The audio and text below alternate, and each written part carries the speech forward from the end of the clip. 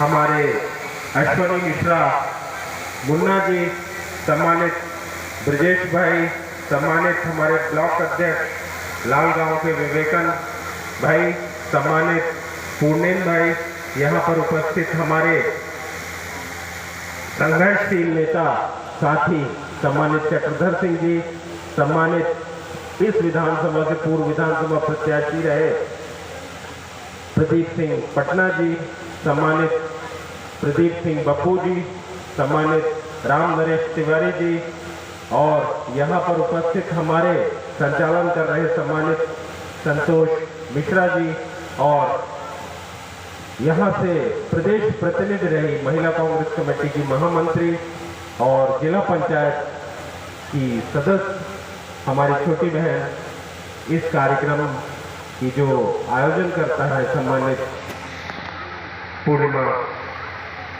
तिवारी जी, यहाँ पर उपस्थित इस अंचल के सभी सम्मानित माताएं, बहनें और भाइयों, सबसे पहले मैं बापू को नमन करता हूं, बजरंग बली को चरण छू के प्रणाम करता हूं और आप लोगों से कम शब्दों में कुछ चर्चा करना चाहता हूं। साथियों, सत्याग्रह क्या है? हमारे बापू महात्मा गांधी ने सत्याग्रह की शुरुआत की और सत्याग्रह कब किया था उन्होंने? जब हमारा देश गुलाम था और अंग्रेजों के जुल्म में जनता सहती थी। आज क्या कारण है कि स्वतंत्रता के इतने वर्ष बीत जाने के बाद फिर एक बार हम लोगों को सत्याग्रह की आवश्यकता पड़ी है? ये आज पूर्णिमा जी ने जो सत्याग्रह किया है वो सत्याग्रह जगह में किया है। अभी कुछ दिन पहले हमने सिरमौर चौराहे में राहुल गांधी जी की सदस्यता समाप्त करने पे भी सत्याग्रह किया था। क्यों इस देश में दोबारा सत्य के आग्रह की जरूरत करने लगी? सत्याग्रह मतलब सत्य का आग्रह, और सत्य लोकतंत्र में यह है कि जो सरकार निर्वाचित होती है जनता के द्वारा, जनता के वोटों की ताकत से जो लोग सत्ता के शिखर पे पहुंचते हैं वो जनता के हितों में काम करते हैं कि नहीं। और आज हम देख रहे हैं कि जो सरकार हमारी केंद्र में काबिज है, जो सरकार हमारी प्रदेश में इतने वर्षों से है, वो जनता के खिलाफ काम कर रही है और लोकतंत्र के खिलाफ काम कर रही है। जिस तरीके से हमारे स्वतंत्रता संग्राम के मनीषियों ने, पंडित नेहरू ने, लाल बहादुर शास्त्री ने, सरदार पटेल ने, मौलाना आजाद ने, सुभाष चंद्र बोस ने और हमारे क्रांतिकारी भगत सिंह, चंद्रशेखर आजाद, अशफाक उल्लाह जैसे लोगों ने अपनी जान न्यौछावर करके इस देश के लिए जो स्वतंत्रता हासिल की, जो लोकतंत्र हासिल किया, वो इस देश का लोकतंत्र तार तार किया जा रहा है। आज आप क्या कर सकते हो इस लोकतंत्र में? इस लोकतंत्र में संविधान के जरिए आपको एक बड़ी शक्ति मिली है और वो शक्ति ये मिली है कि आप अपने जनप्रतिनिधि से अगर खुश नहीं है तो आप उसे 5 साल बाद चुनाव में हरा सकते हो, आप अपनी सरकार बदल सकते हो, आप अपने मन का मुख्यमंत्री चुन सकते हो और जो वर्तमान सरकार खराब सरकार है उस सरकार के खिलाफ आप मतदान कर सकते हो। पर क्या फायदा ऐसे मतदान का जब वो मतदान में जो निर्वाचित जनप्रतिनिधि है उनकी खरीद फरोख्त हो जाती है और आपका जनादेश लूट लिया जाता है। ये है साथियों भारतीय जनता पार्टी की सरकार। इसने ये काम कर्नाटक में किया, इसने काम मध्य प्रदेश में किया, इसने ये काम गोवा में किया और अनेक कभी हाल में ही इन्होंने महाराष्ट्र में धन की ताकत पर सरकार बदली, ईडी की ताकत पर, इनकम टैक्स डिपार्टमेंट की ताकत पर उन्होंने 2 तरीके के सौदे करते हैं। वो निर्वाचित विधायकों से कहते हैं कि 50 करोड़ लो, हमारी पार्टी से टिकट लो और मंत्री बनो या फिर जेल जाओ। अब आप बताइए कि वो विधायक भाई हमारा जो है भ्रमित हो जाता है 50 करोड़ रुपए लेकर और वो जनता के पाए हुए वोटों को बेच देता है। ये जो देश के लोकतंत्र की हत्या चल रही है साथियों, ये इसके खिलाफ ये सत्याग्रह का मुहिम हमारे पूरे देश में शुरू हो चुकी है। जिस तरीके से ऐसा नहीं है कि जनता इसको समझ नहीं रही। कर्नाटक में कांग्रेस की सरकार बनी, मोदी जी के वहां बार बार भ्रमण करने के बाद बनी, अमित शाह के भ्रमण करने के बाद बनी। और क्यों बनी वो सरकार? वो सरकार साथियों इसलिए बनी कि वहां भी एक खरीद फरोख्त करके सरकार गिराई गई थी। वहां 40% कमीशन का धंधा था। दो ही मुद्दे थे, 40% कमीशन और खरीद फरोख्त करके गिराई गई सरकार, जनादेश की लूट। और यही दो मुद्दे साथियों इस बार मध्य प्रदेश में भी है। यहां भी एक ऐसी सरकार है जो 50% कमीशन का काम कर रही है। जो ये डबल इंजन की सरकार है, ये 50% कमीशन का काम कर रही है और इसने भी खरीद फरोख्त करके और मध्य प्रदेश की निर्वाचित सरकार को गिराया है। और आप ये मान के चलिए कि इस बार मध्य प्रदेश में कांग्रेस पार्टी की सरकार बनने जा रही है। आज यहां स्थानीय मुद्दों को उठाया गया, बड़ी अच्छी पहल है। मैं इसके लिए पूर्णिमा को बधाई देता हूं अपनी ओर पे और आभार भी देता हूं कि उन्होंने जनता की लड़ाई चुनने का नतीजा लिया, निर्णय लिया। साथियों, हमारे यहां हम लोग कुछ महीनों पूर्व, मेरे ख्याल से 20-22 मार्च के आसपास ओले की वो हुआ था, फसल की तबाही हुई थी ओले से 20-22 मार्च में।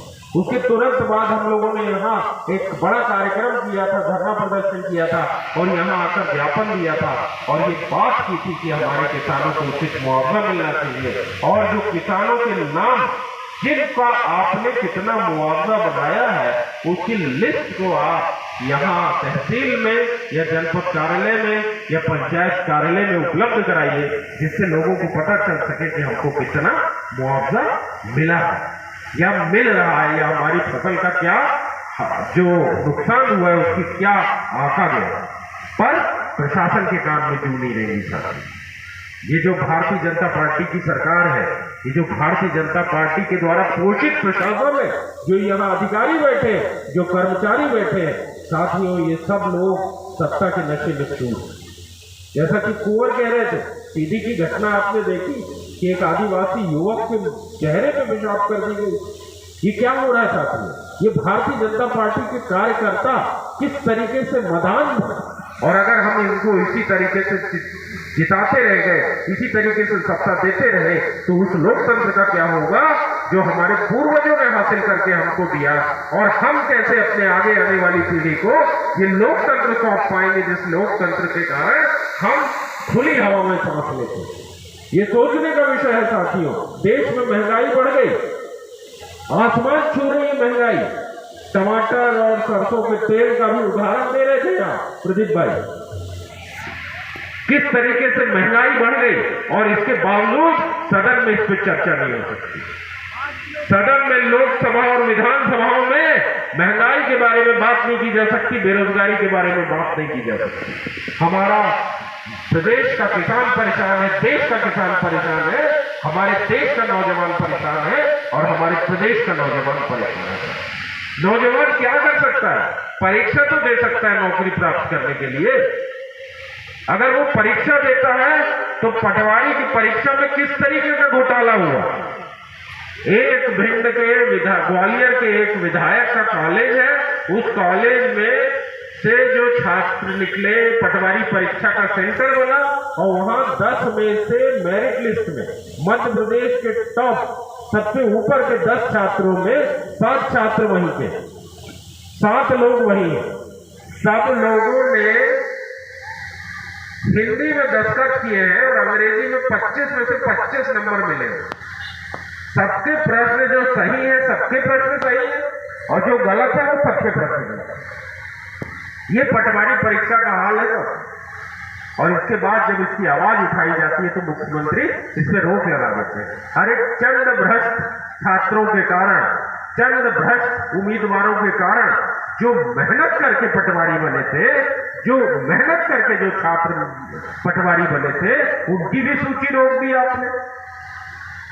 जिस तरीके से व्यापम में आपने जिन छात्रों के खिलाफ कार्यवाही की वो 4-4, 5-5 साल मेडिकल कॉलेज में पढ़ चुके थे, उसमें कुछ सही छात्र भी थे, उनके साथ भी आपने खिलवाड़ किया, उनके भविष्य के साथ खिलवाड़ किया। व्यापम विश्व का सबसे बड़ा साथियों घोटाले आपने बहुत सुने होंगे, घोटाले होते हैं 100 करोड़ के, 1000 करोड़ के, 10,000 करोड़ के, बड़े बड़े आर्थिक घोटाले होते हैं। पर विश्व का एकमात्र व्यापम ऐसा है जो खूनी घोटाला था, जिसमें 50 से अधिक लोग मृत पाए गए, हत्याएं हुई, जो मेडिकल कॉलेज के 3 डीन होटलों के बंद कमरे में मरे हुए पाए गए। ये है साथियों शिवराज की सरकार। कौन है उसके पीछे?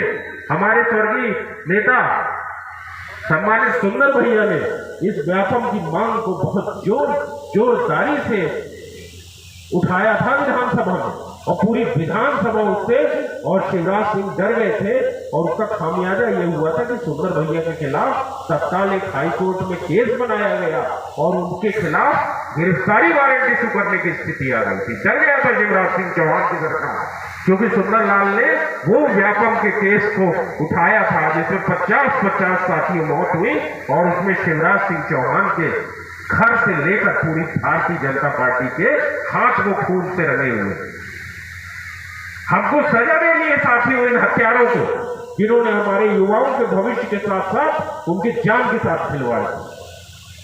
आज ये पटवारी घोटाला हो रहा है, उसके कुछ दिन पहले मध्य प्रदेश और महाराष्ट्र की बॉर्डर से लगा हुआ मुख्यमंत्री से संबंधित एक गांव, उस गांव में से 47 लोग पास हो जाते। कौन सा वो था? वन आरक्षक क्या था वो? वन आरक्षक वाले एक ही गांव से सारे लोग पास हो जाते। अंधेर चल रही साथी, यहां हमारा जवा का युवा बैठा होगा। हमारे युवा साथी सोचो क्या कर सकते हो तुम परीक्षा दे सकते हो, तुम डिग्री ले सकते हो, पर तुम्हारी नौकरी कैसे तुमको मिलेगी जब नौकरी तुम्हारे मुख्यमंत्री जी एक गांव के लोगों के ही बात देते हैं।